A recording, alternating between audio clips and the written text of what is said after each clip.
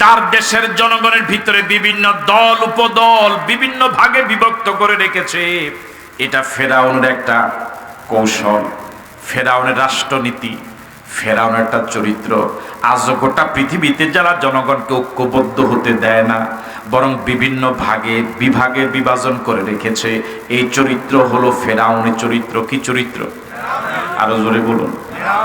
আমাদের প্রিয় মাতৃভূমি বাংলাদেশ, পৃথিবীর দ্বিতীয় বৃহত্তম মুসলিম বাংলাদেশ, লক্ষ লক্ষ আলেম ওলামার দেশ, লক্ষ লক্ষ মসজিদ মাদ্রাসা খানকা মক্তবের দেশ, হাজার হাজার পীর মাশায়েখের দেশ, শাহজালাল শাহপরানের দেশে ওলামায়ে কেরাম যদি ঐক্যবদ্ধ থাকতেন, যদি এভাবে বিভিন্ন দলে উপদলে বিভক্ত না হতেন, অন্তত কোরআনের রাষ্ট্র কায়েমের এই মৌলিক নীতিতে যদি একতাবদ্ধ হতেন, আল্লাহর কসম ইসলামের বিরুদ্ধে কথা বলার সাহস কারো হতো না।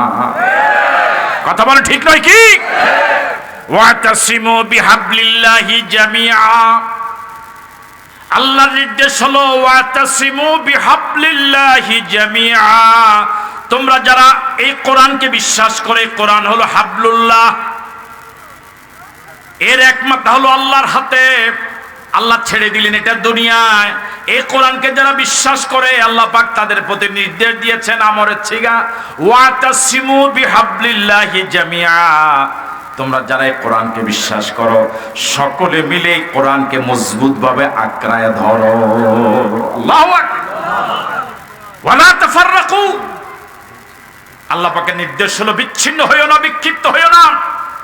দল আলাদা থাকতে পারে, মার্কা আলাদা থাকতে পারে, ব্যানার আলাদা থাকতে পারে, নেতা আলাদা থাকতে পারে, কিন্তু কোরআনের ব্যাপারে, কোরআন রাষ্ট্র কায়েমের ব্যাপারে সকলকে ঐক্যবদ্ধ হতেই হবে। সবাই এক দল করবে বিষয়টা এরকম না, কিন্তু কোরআনের রাষ্ট্রের ব্যাপারে, দেশমাতৃকার ব্যাপারে, স্বাধীনতার সার্বভৌমত্বের ব্যাপারে, দেশের জনগণকে ভালোবাসার ব্যাপারে, দেশ বিরোধীদের ব্যাপারে, সব মৌলিক ব্যাপারে সবাইকে কোরআনের খাতিরে ঐক্যবদ্ধ হতেই হবে। এটা কার নির্দেশ? আমরা কি চাই আমাদের বাংলাদেশ কোরআন দিয়ে চলুক? এটা কি চাই? কারা কারা চাই না হাত তোলেন তো দেখি। অবস্থা দেখছেন? আমাদের বাংলাদেশিদের একটা দোষ হলো জোশ ভালো, কিন্তু অনেক সময় জোশের সময় কি থাকে না। জোশ তো ভালো হুঁশ সহ, পাগড়ি তো ভালো লুঙ্গি সহ। বুঝাতে পারিনি? আমরা কি চাই আমাদের প্রিয় জমিনে বাংলাদেশ আল্লাহর কোরআন দিয়ে চলুক? এটা কি চাই? সবাই চাই। কারা কারা চাইবার দু হাত তুলে দেখান তো দেখি।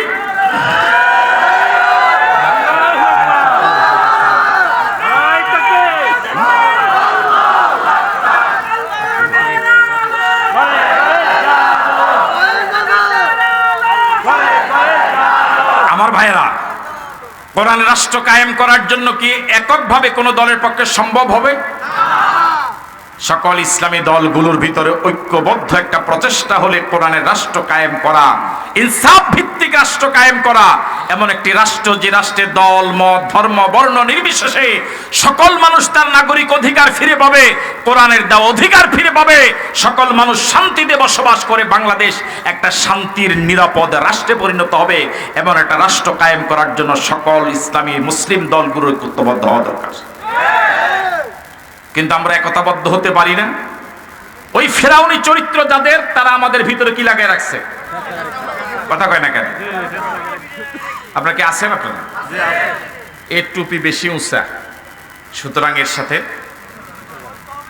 আপনাকে আসেন এখানে না গেছেন, আবার ওনার টুপি মাথার সাথে লাগান, ওনার সাথে কি করা যাবে না।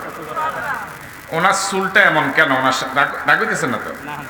ঐক্য হওয়া যাবে না। আবার আমার এই টুপিটা এমন কেন? এটার সাথে কি হওয়া যাবে না। এই দেখেন আমরা এখানে ৮-১০ জন যারা সৃষ্টি, যে কারো টুপির সাথে কারো টুপির কি নেই, মিল নাই। সুতরাং যেহেতু সেহেতু, বুঝতে পারিনি।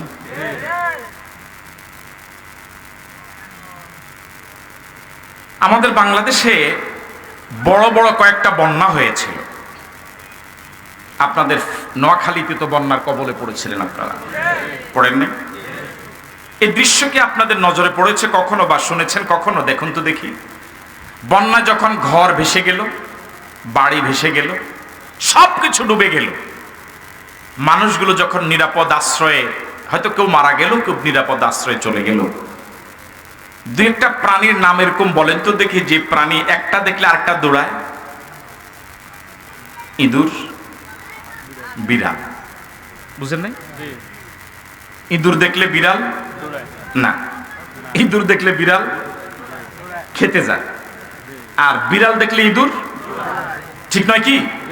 কিন্তু এরকম দৃশ্য আমি নিজে দেখেছি যে যখন বিপদ, তখন এরকম বিপরীত চরিত্রের অসংখ্য প্রাণী একসাথে একটা চৌকিতে, ভাসমান ভেলাতে, ভাসমান কোনো একটা বস্তুতে, কোনো একটা তক্তাতে একসাথে বসবাস করে। কথা কয় না কেন?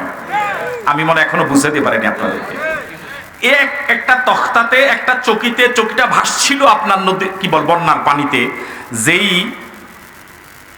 চৌকিতে এরকম কয়েকটা প্রাণী আছে, যে প্রাণী একসাথে বসবাস করার কথা না। একটা দেখলে আরেকটা কি করে? দৌড় দেয়। একটা দেখলে আরেকটা আক্রমণ করে খেয়ে ফেলে। কিন্তু যখন দেখেছে বিপদ, তখন বিড়াল তার পাশে যে ইঁদুরটা বসা, ইঁদুরকে আক্রমণ করে না। যখন দেখেছে বিপদ, বিড়াল দেখে ইঁদুরটা দৌড় দেয় না। ঠিক নয় কি? হ্যাঁ, মুরব্বী বলেছেন বাঘ এবং ছাগল একসাথে বসবাস করে, অথচ দুইজনের চরিত্র সম্পূর্ণ আলাদা। আকীদা মনে মিল আছে? আকীদার মিল আছে? সম্পূর্ণ আলাদা। যখন দেখেছে বিপদ, সব ভুলে গিয়ে, চরিত্র ভুলে, আপনার বিপদকে সামনে রেখে সব এক হয়ে গিয়েছে। একটা প্রাণী থেকে যদি আমাদের শিক্ষা নিতে হয়,